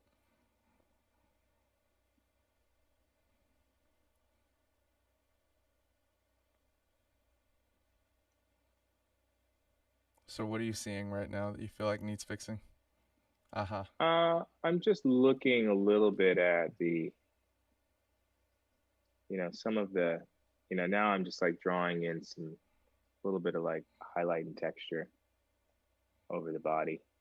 Give it a little bit more of like that tension. Just keep it not losing sight of the subject in here by like not giving you enough. By dodging him out a little bit, I think it creates a little bit more dimensionality. Yep. And it's the same thing here. It's like I see some highlights here that I think might be like they pop a little bit. Yeah, give that bike a little love. Yeah, exactly. I don't want to give it too much love because it's not like it's not what the I'm main. after. Yeah. Yeah, and I also like the idea that I intentionally kind of brought down some of the detailing of it. It honestly looks like dust is floating the way you removed contrast at the bottom of the photo. So it works really Yeah, well. Yeah. yeah.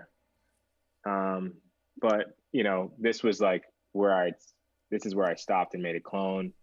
This is where we started.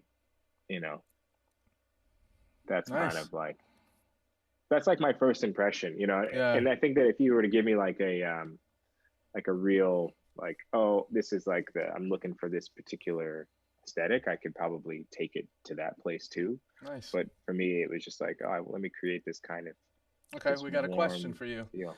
On average, how long do you spend on a single image? How do you know when you're done? Ooh, Never done. um, you're never done.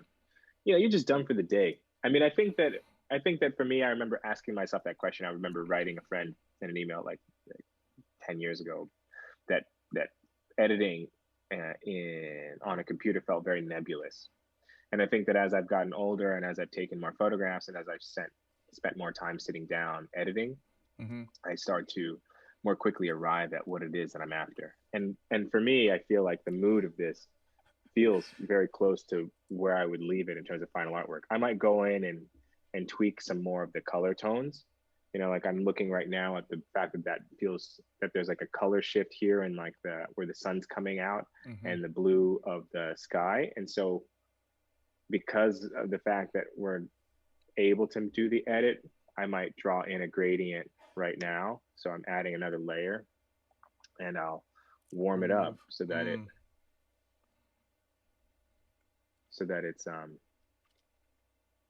I guess you Maybe could even do that take the here on the highlights highlight. to a less white, less Yeah. true white, because So I could match that highlight, within that world as well. yeah, this already has a more editorial vibe to it. The harmony of all the colors, I'll definitely say that. Let's figure out how I'm going to show them this photo. Oh, Barry next wants to know what we're drinking here. So I think I'm sipping. I don't even know what this is. Actually, my girlfriend bought it because they suggested it at the wine shop. It's some whiskey. It's some rye whiskey. Some new stuff I never heard of. And Z's sipping on some Wellers right now. Like sipping on that Wellers.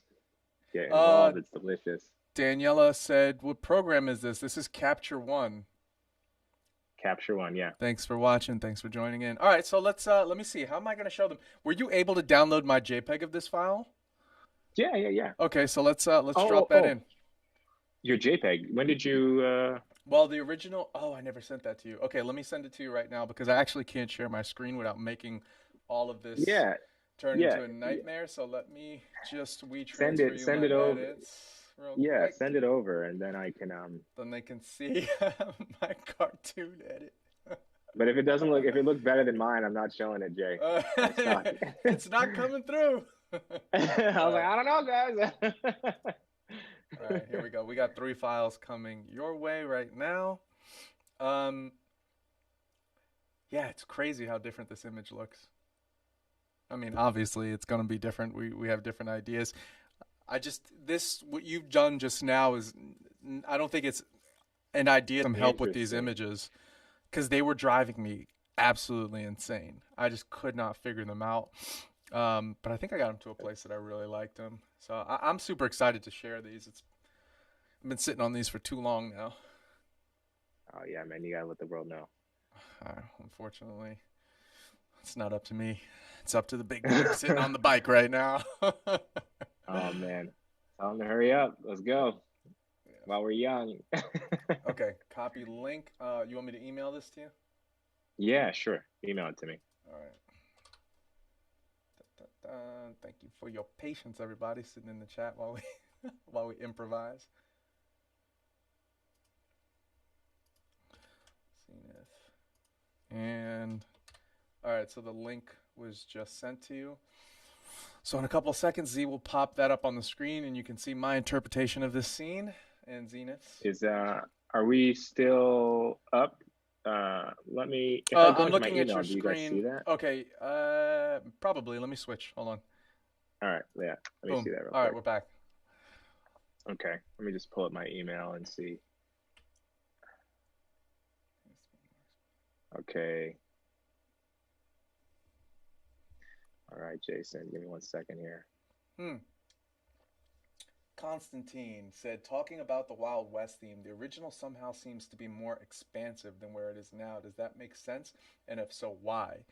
I'm imagining that it's probably because of the spectrum of color, the amount of colors that are in it probably makes it feel a little bit more expansive than where it is now. The hues, the tonality in this is way more condensed, and Zenith's process of editing eliminates colors, so it's not such a wide range of image saturation. So that makes sense.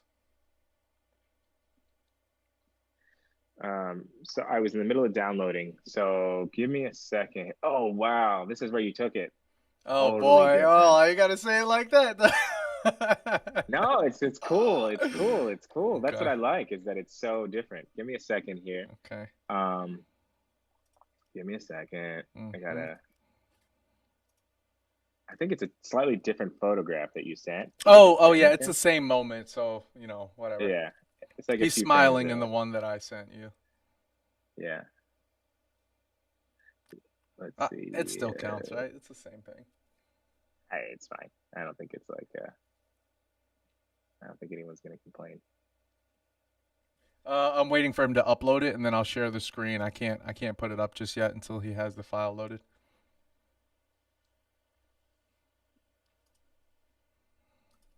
Let's see here. I'm waiting for these things to upload.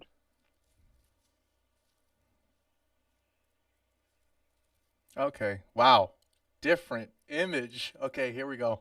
I'm sharing your All right. screen again. And okay, this is a different moment from the exact same shoot, as you guys can see here. So let's click back on the editing screen. Close this out. So this is my photo on the top. That's Zenith's edit on the bottom. Again, this is the same scene. I couldn't locate this file fast enough because we dropped on the screen. This is kind of a last minute idea. But this is mine on the left and Zenith's on the right. So now that I'm looking at mine, it's definitely a little hot.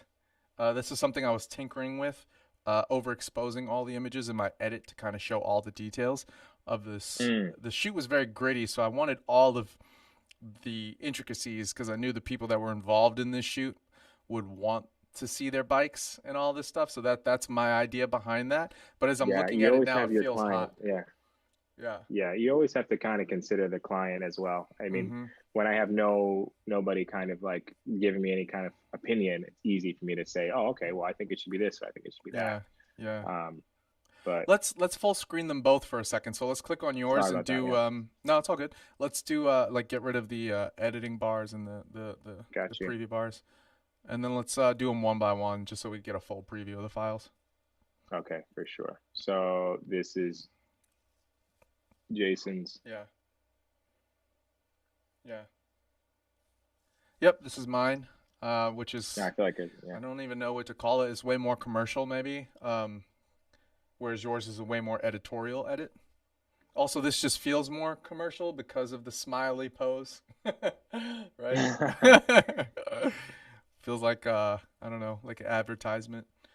And then I guess let's go down to yours. Bloop.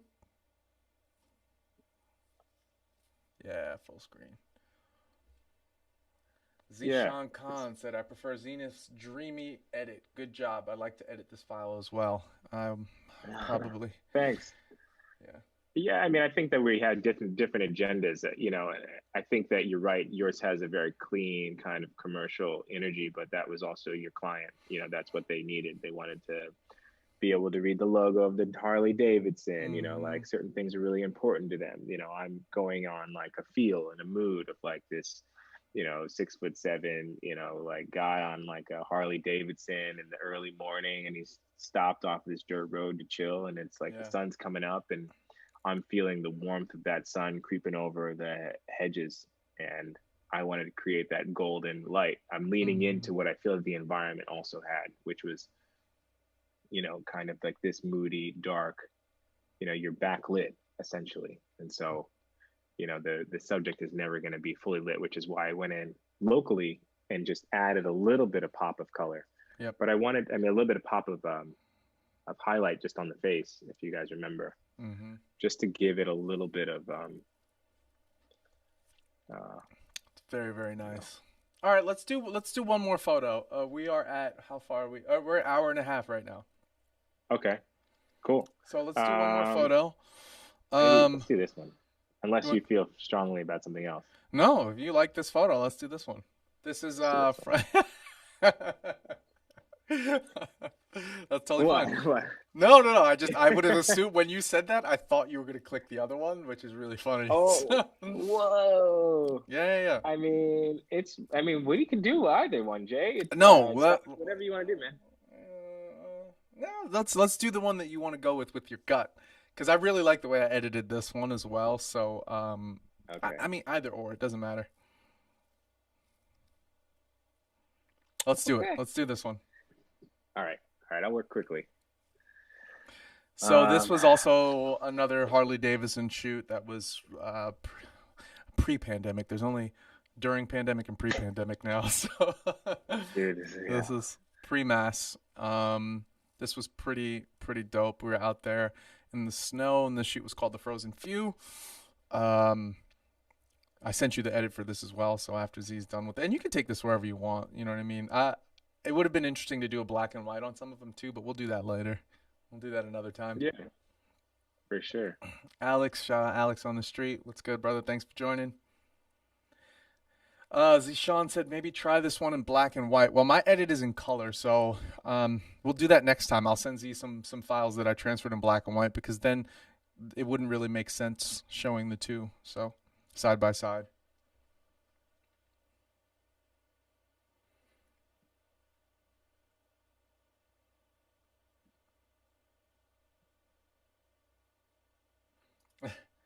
Arnie Nooneman said, any Lightroom users currently looking up the price of Capture One, or am I the only one? Thanks for sharing, gents. This is really interesting. I particularly love Capture One. I used Lightroom for a while. Z actually introduced, I think yeah, on sets, everybody uses Capture One, and that's kind of how I Yeah, found out about it. yeah. For me, it feels like the DaVinci Resolve of photo editing, whereas I like these radial dials for adjusting colors. It feels more precise to me than like using just bars in particular. I don't really like the layout of Lightroom's bars, and Capture One just feels way more precise. But that's Yeah, just my I mean, interpretation. back in the early days of Lightroom, there was something that there was like some kind of color profile that was already built in, and it was very hard to get rid of. Eh, Hmm. That was maybe just like a very rudimentary impression of it when I first started working with it.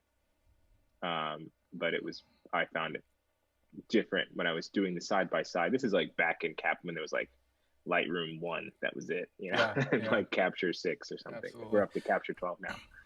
There was Okay. just something that was not really flowing for me. People are I just want to questions. say no. I just want to tell everybody that joined the chat because I know everybody came in kind of late. If anybody's coming late, Zenith is currently editing one of my files. We showed a bunch of his images at the beginning.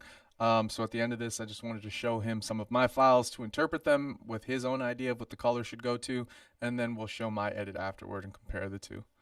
So if you're just joining us, that's what's happening. You should check out Zenith's work. It's linked below in the chat, so you can go to his website and see what he does. And that's where we are right now.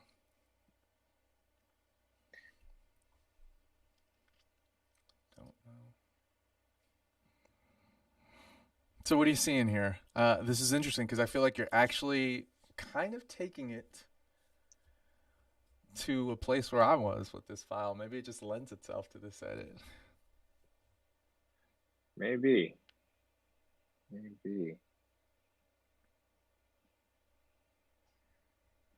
I think it leads itself less to a surreal place. And for me, I'm just like, I'm looking at the reds and I'm looking at the blues, and like I want the blues to feel cyan, I want the highlights to feel cyan, I want the reds to feel rich. And so I'm trying to go in there. I might actually just go with the basic color and actually see what basic colors give me right now. So I see that right now that there is still just a lot of red in his skin, which I don't like. So I'm gonna cancel that. I am gonna go back to the advanced. I think about this like kind of red brick farmhouse kind of vibe that I'm seeing, and I'm like, what is going on there? How do I create more of it? Of like that brown red feel. So who is it? Who just asked that question? Zishan, this is actually the older Leica Q. This is the Leica QP that this camera was shot on. The last image was shot on the Leica Q2. This is the QP, shot at 1600 ISO for no reason at all. 600 ISO, 320, 320. 1.7. Could have dropped it down to 125, cut the ISO in half, but don't ask me when you're working fast. This is QP, like a QP. Oh, I know there's a delay, so. Yeah. In these streets, you gotta go with what you got. Gotta go with what you got. Can't tell him to not smile. Like, hold on, do that again. Yeah. Let me change my ISO. This was a moment for sure.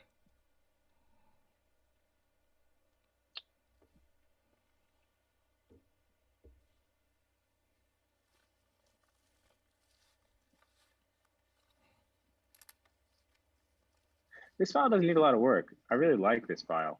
Yeah.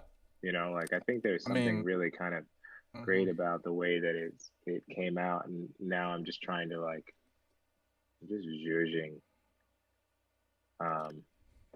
Like I said, I wanted those. There's like something about the shadows that I wanted to go a little bit like into like a red, but then the mids and the highlights, like I'm fine with them to operate in like a more cyan place. Yeah, I definitely agree with you. Super soft and creamy, and there's like this like dimensionality that comes when you kind of throw these things around.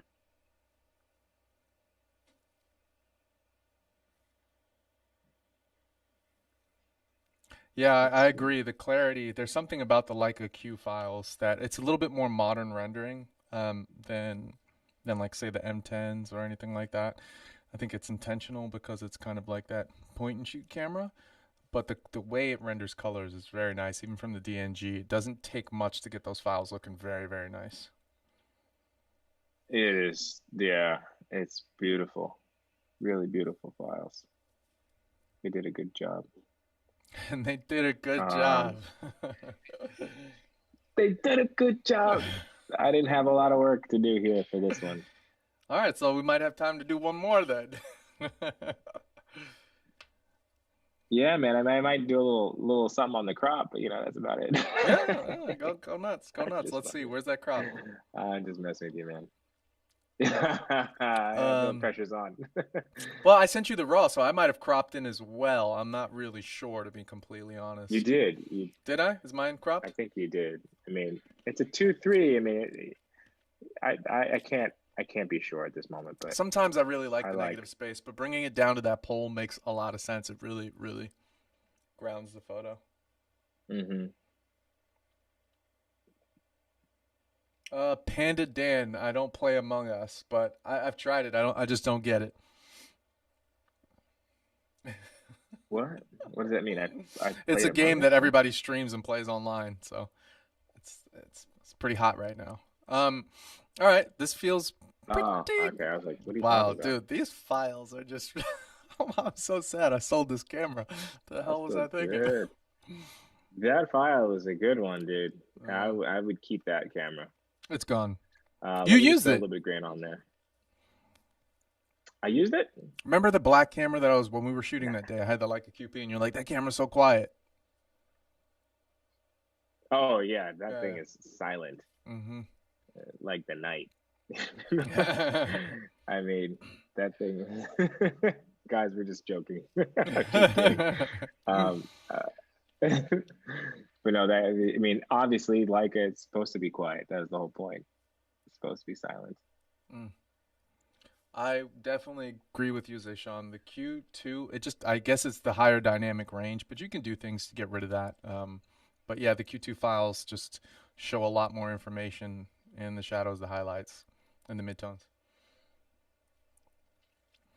Um, Yeah. yeah, That's that it. feels good. I don't. Okay, well, I you think it's like a finessed it. nice file. Still feels Yeah. nice. Still feels cold. That red looks good behind him. The cheeks are nice and rosy. I feel it. I get the vibe.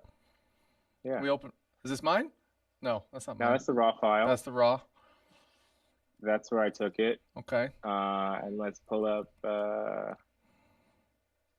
Jason. Oh snap! Oh snap! Ooh, that's not bad. Hold on here, ladies and That looks pretty good. gents. Let's see here. Oh my god. This is one of Do those you want to see moments. all three? Yeah, let's do that. All I right. feel like I'm having a moment where like I'm that guy that like turns up the clarity in the HDR. You know, everybody knows that guy, and they're just like, dude, these photos would be so good if you just stopped over editing. Nah. Let me dial in the same crop though that you had. Oh yeah, see, I look, I think did that crop. crop That's was nice. good. Yeah, Yeah, it's good. It's good. It's good. that is nice. See here. Okay, so we got the raw in the middle, my photo's on the right, and Zeniths is on the left.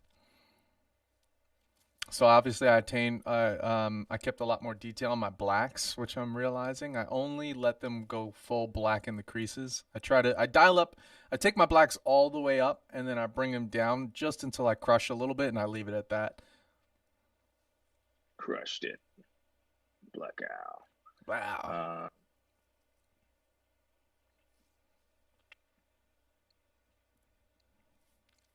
Sorry. I'm trying to get the crops to be all the same. Ah, it's all good. What we're gonna do is a full screen too, so that would be pretty good. We'll zoom in on the face and see the tonality there. Oh, my camera turned off. Wow, nobody told me. Nobody can see you. I thought you were just doing the full screen. No, right now Okay. Anyways. we're like little talking heads on the side. There you go. Oh, no battery again. Photo Oh, I on the see. right. Also, though, that we're cropping. So why don't I just show Yeah, your let's show them both of full. ours? Hmm. Yeah. Let me just show our two Cool. photos. Oh, I see here now. I gotta bring this in.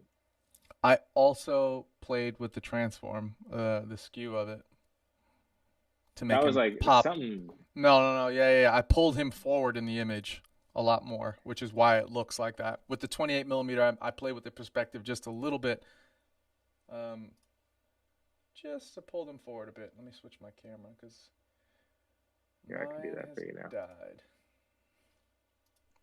There we go. There it is. So, Yeah, I wouldn't do that though. Personally, in this particular instance, I would leave it there. yeah, But you know, there it is. it's not my photo. It was for a second. Cool. That looks pretty good. Well, my camera's dying now, and I've switched to this pretty ugly Microsoft Live camera on my computer. So I think this might It's be a not good. bad. It looks good. I mean, I don't have control over light. You see, the exposure just kind of does what it wants, and that always drives me crazy. Um, yeah. So let's end it on this note. This was incredible. Thank you for coming on and sharing some of your secrets. Let me switch the camera back here to both of us. Um, it was a pleasure to finally get you on the show. I know we've been talking about, well, I don't do live streams like that, so this was all brand new, but it was great to finally get you on here and show people some knowledge, show people something that's a little bit different on YouTube in terms of portrait work. It's rare that we see people that are actually working photographers. There's a lot of people out there just shooting their friends and putting it on YouTube and saying they're professionals and stuff like that. So there's nothing wrong with that. Start your YouTube channel and do that stuff. But like, it's important to also get professionals in the mix here. So, yeah, thank you for coming on. And if there's any more Thank you. questions right now that This was people great. have, yeah, feel free to ask. Jason, on your photo, I do see you bring up the shadows and blacks more in other photos too. Yeah, I have a tendency to want to show some detail. I don't crush my blacks too much. As Zenith said, some people are just afraid of crushing their blacks. I'm one of those people. I only want to crush them just a little bit, not fully. Um, but if that's the only questions, thank you everybody for joining the stream. Z, if you want to say anything, guide people to some of your work. If you're dropping something soon, plug it. Oh, I mean, follow me on Instagram if you're not already following. It was great to, be here and just catch up with you and talk about photo editing. It was a lot more fun than I thought.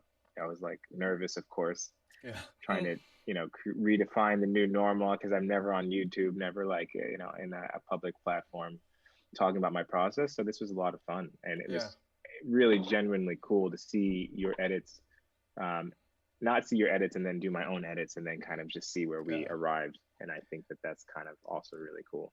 I felt that So approach was important it because I know was, often it's very easy to get influenced by something, and showing you the yeah, edits first wouldn't have made sense. So, yeah. But hey, everybody yeah, harass Zenith. I've been trying to get him to start a YouTube channel. The man's too busy. But I would love to see more photographers like you on this platform because I think it would really make a lot of sense to show people, um, again, the professional side of things. So hit him a I message, follow appreciate him it. on Instagram. All his stuff is linked below this video. So I guess till the next time, guys, and maybe I'll have Zenith back on and Barry next. I saw you in the chat and you said you'd love to come on. I'd love to do this series with a few more people, so I'll reach out to you guys soon, and I guess I'll catch you all on the next one. Peace. No, thank you so much. Thanks, guys. Whoops, I let it go. Shouldn't have done that.